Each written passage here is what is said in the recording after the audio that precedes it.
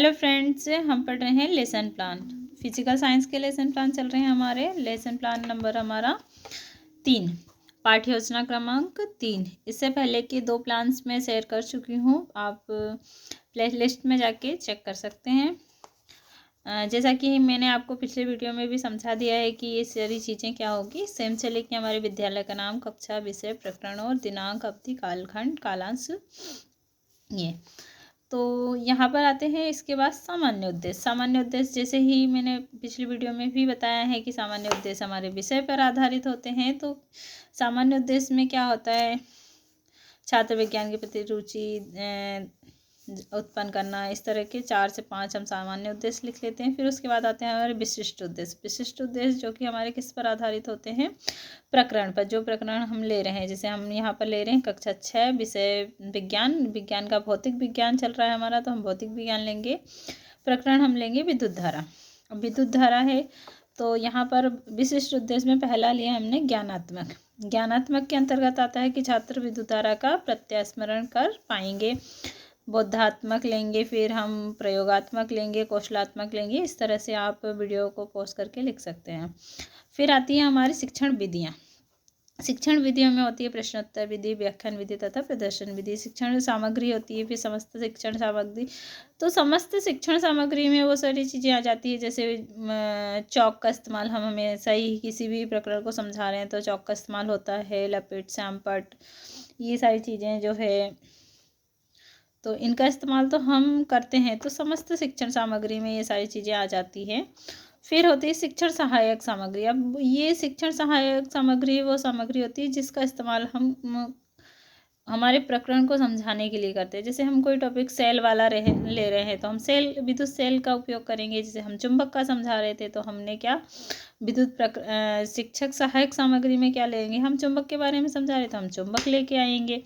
अगर हम बल्ब के बारे में कुछ बता रहे हैं तो हम बल्ब लेके आएंगे। तो जिस प्रकरण को हम समझा रहे हैं उसके लिए जो हमारे लिए हेल्पफुल है, उस सामग्री को हम बोलते हैं शिक्षण सहायक सामग्री।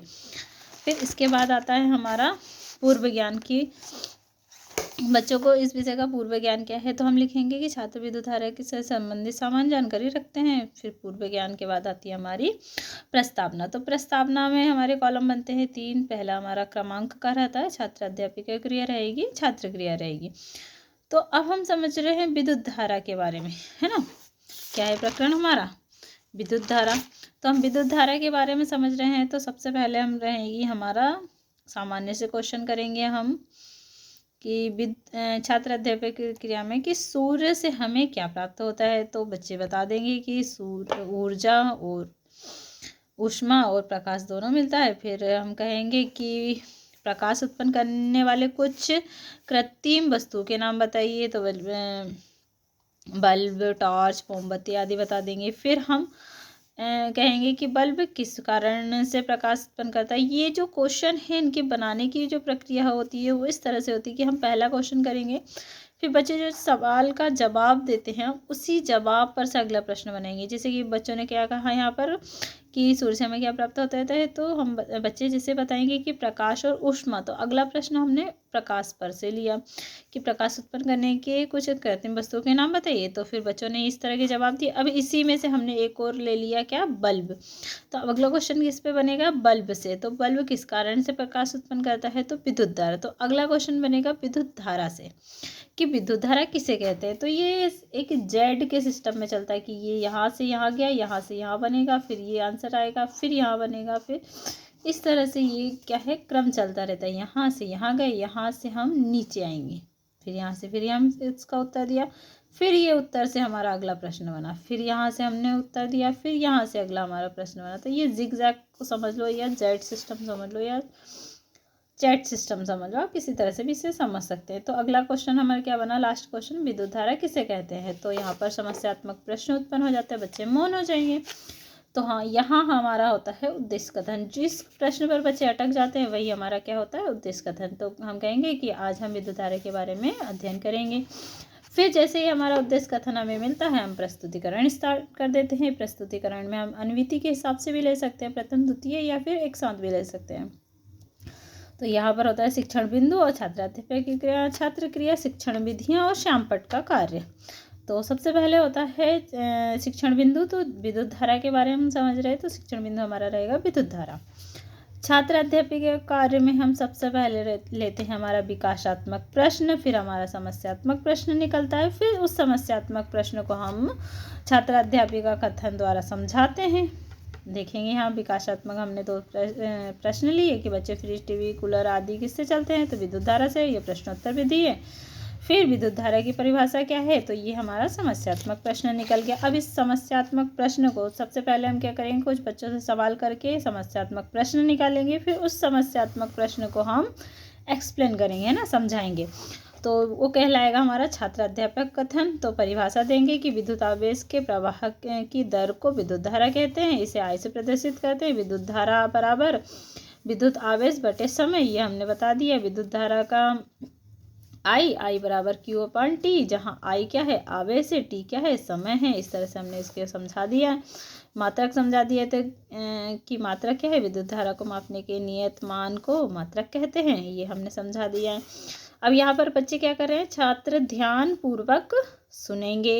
व्याख्यान और प्रदर्शन दोनों विधि का उपयोग कर रहे हैं, क्योंकि हम व्याख्या भी कर रहे हैं और यहाँ पर देखो सामपट पर हम उन्हें दर्शा भी रहे हैं कि विद्युत धारा किस तरह से चलती है। इस तरह से भी चलती है हमारे ये देखो, ये क्या है, मुक्त इलेक्ट्रॉन दिखा रहे हैं कि ये तार होता है। इस तरह से विद्युत धारा चलती है। और विद्युत धारा का हम यहाँ पर सूत्र लिख के बता रहे हैं कि विद्युत आवेश बटे समय होता है I बराबर Q/T, जहाँ I विद्युत धारा है, Q हमारा आवेश है। इस तरह से हम लिख के, T हमारा समय है, इस तरह से हम लिख के भी उन्हें समझा रहे थे। यहाँ व्याख्यान भी हो रहा है, प्रदर्शन भी हो रहा है। फिर अगले में व्याख्यान, यहाँ पे हमने व्याख्या दी है। इस तरह से हम मात्रक के बारे में समझाएंगे। लास्ट में हम क्या कहेंगे, नोट भी डालेंगे इसमें। इस तरह से हम यहाँ पर समझा के इधर पे हमारा लिखने का काम भी चलते रहेगा। ये आपको ब्लैक बोर्ड वाला है, आपको यहाँ पर ब्लैक कलर का कागज़ लाके इस पर पेस्ट करना है और उस पर वाइट वाले पेन से लिखना है। मेरे पास अवेलेबल नहीं था, इसलिए मैंने आपको इसी से समझा दिया है। आप लेकिन उसका इस्तेमाल करेंगे जैसे पॉसिबल हो पाएगा, तो फिर मैं आपको वो भी दिखा दूंगी। तो ये यहाँ तक हमारा रहेगा, हमारा छात्र अध्यापक कथन चल रहा है। इसके बाद हमारा स्टार्ट हो जाएगा, अब छात्र अध्यापक कथन के बाद आते हैं हमारे बोधात्मक प्रश्न। देखो हमने सबसे पहले लिया, कुछ प्रश्न लिए, फिर उसमें से एक ऐसा प्रश्न लिया जिसका उत्तर बच्चों को नहीं पता था, उससे फिर हमने उस टॉपिक को समझाया। फिर अब हम उसी से जो टॉपिक हमने समझाया उसी पे से क्वेश्चन लेंगे, उसने कहते हैं हम बोधात्मक प्रश्न। तो हम कहेंगे कि विद्युत धारा का मात्रक क्या है, तो बच्चे एम्पियर बता देंगे, क्योंकि हमने समझा चुके हैं। अब विद्युत धारा का सूत्र क्या है, तो बच्चे बता देंगे I बराबर Q/T होता है। प्रश्नोत्तर भी दिए। अब इसके बाद जैसे बोधात्मक प्रश्न होते हैं, फिर उसके बाद हम पुनः विकासात्मक प्रश्न लेंगे। तो ये 2 बार हम रिपीट करते हैं। तो विकासात्मक प्रश्न में हमने कुछ प्रश्न लिए कि घरों में विद्युत धारा कहाँ से आती है, ट्रांजिस्टर से। टार्च में बल्ब जलने के लिए उससे विद्युत धारा कहाँ से मिलती है, तो बैटरी से। विद्युत धारा कितने प्रकार की होती है, तो ये समस्यात्मक प्रश्न है। तो अब ये समस्यात्मक प्रश्न से फिर से हम क्या करेंगे, एक और शिक्षण बिंदु निकल जाएगा हमारा कि विद्युत धारा के प्रकार। अब यहाँ पर फिर से क्या होगा, छात्र अध्यापक क्रिया करेंगे। विद्युत धारा के 2 प्रकार होते हैं, प्रत्यावर्ती धारा और दिष्ट धारा। अब यहाँ प्रत्यावर्ती धारा के बारे में बताएंगे, छात्र ध्यानपूर्वक सुनेंगे। व्याख्यान विधि है ये। और यहाँ पर हम प्रत्यावर्ती धारा को दिखाएंगे कि प्रत्यावर्ती धारा किस तरह की होती है। फिर दिष्ट धारा, ऐसी धारा जो एक ही दिशा में, देखो एक ही दिशा में क्या कर रही है, प्रवाहित होती है, उसे दिष्ट धारा कहते हैं। यह बैटरी से प्राप्त होती है। तो यहाँ पर छात्र अध्यापिका की क्रिया है। फिर छात्र क्या क्रिया करेंगे, छात्र ध्यानपूर्वक सुनेंगे। और व्याख्यान विधि है दिष्ट धारा, इसका हम यहाँ पर बना के दिखाएंगे। तो इसके बाद ये हमने कुछ समझा दिया। इसके बाद हमारे निकल के आते हैं बोधात्मक प्रश्न। तो विद्युत धारा कितने प्रकार की होती है, 2 प्रकार की। प्रत्यावर्ती धारा कहाँ से प्राप्त होती है, ट्रांजिस्टर से। प्रश्नोत्तर विधि है। अब इसके बाद हमारा ये देखो, जैसे हमने ये समझा दिया है, उसके बाद बोधात्मक प्रश्न लिए हमने। अब फिर हम लेंगे निरीक्षण कार्य। निरीक्षण कार्य इतना 2 बार हमें ये समझाना है। विकासात्मक प्रश्न लेना है, फिर छात्र अध्यापक कथन में उसको एक्सप्लेन करना है। फिर उसके बाद फिर हमें क्या लेना है, कुछ जो हमने समझा दिया उस पे से कुछ क्वेश्चन लेना है। ये 1 बार का हो जाएगा। फिर उसके बाद फिर से हमें विकासात्मक प्रश्न लेना है। फिर उसमें से एक ऐसा प्रश्न लेना है जिसका आंसर बच्चे नहीं बता पाएंगे, फिर उस पे से हम छात्र अध्यापक कथन लेके फिर से उस चीज़ को एक्सप्लेन करेंगे, और फिर जो हमने एक्सप्लेन कर लिया फिर से उस पे से हम प्रश्न निकालेंगे। इस तरह से ये 2 बार रिपीट करना है हमें, और फिर आएगा हमारा निरीक्षण का। तो छात्र अध्यापक क्या कक्षा में घूम घूम कर निरीक्षण करेंगे, पुनरावृत्ति प्रश्न लेंगे हम कि विद्युत धारा कितने प्रकार की होती है, जो हमने समझा दिया उसी पर से हम प्रश्न लेंगे। फिर उसके बाद हम देते हैं गृह कार्य। तो गृह कार्य में हम कुछ प्रश्न जो हमने समझाया उसी पर से दे देंगे, और ये इसी के साथ हमारा ये लेसन प्लान नंबर 3 ख़त्म होता है। वीडियो पसंद आए तो लाइक कीजिए, चैनल को सब्सक्राइब कीजिए, और हाँ बेल आइकन प्रेस करना ना भूलें। मिलते हैं नए वीडियो में नए लेसन प्लान के साथ। जब तक मेरे चैनल से जुड़े रहने के लिए उसे सब्सक्राइब कर लीजिए। तो अपना ध्यान रखिए, मिलते हैं नए वीडियो में, तब तक के लिए बाय बाय।